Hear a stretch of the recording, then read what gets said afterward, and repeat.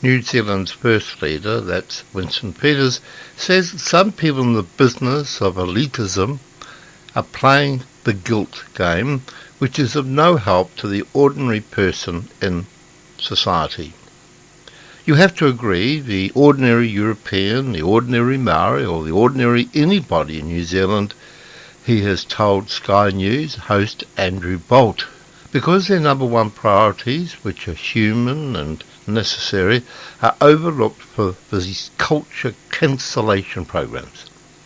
Peter says the Labour government is in a serious trouble and there will be significant shifts going forward.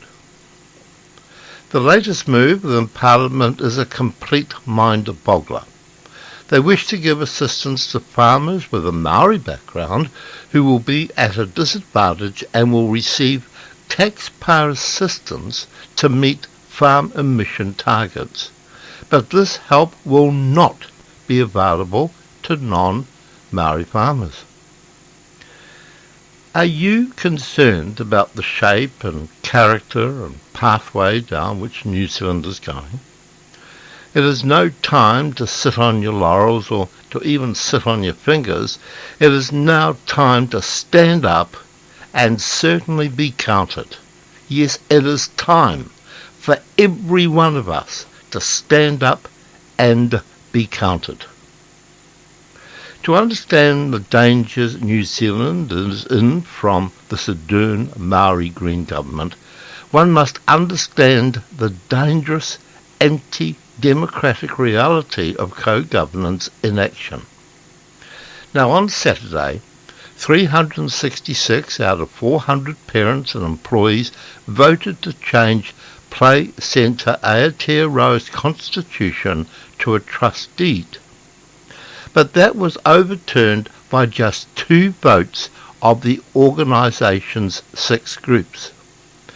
Now, those groups consisting of Family Maori to give Maori an equitable voice in government, and you had to be consulted first. Now, this is the change in democracy. This is the change in democracy that Willie Jackson has been talking about.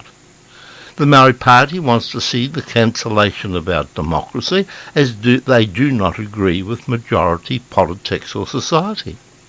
This is shaping up to be the new norm in New Zealand, and certainly if these blatantly apartheid and extremist ideologies are not stopped. This is no longer democracy, this is separatism. In fact, it is straight out racism. There are people out there who unfortunately will vote not even understanding the facts. And these are the facts that in 2017 to 2020, when Labour was in coalition government with New Zealand First, these separatist policies did not exist. In 2020, however, Labour got the majority of the vote and became the government. Their separatist policies were brought out of the closet after 2020 and have nothing to do with New Zealand First. New Zealand First was obviously a very effective handbrake during the first term of the Ardern government.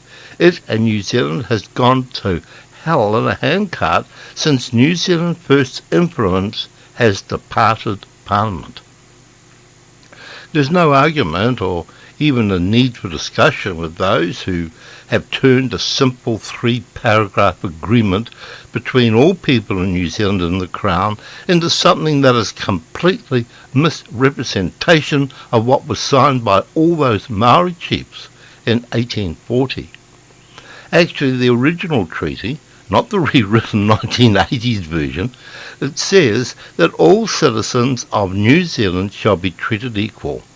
That is not happening, is it? We are being deliberately and racially divided by a treasonous sham of a government. They need removing from our Parliament now.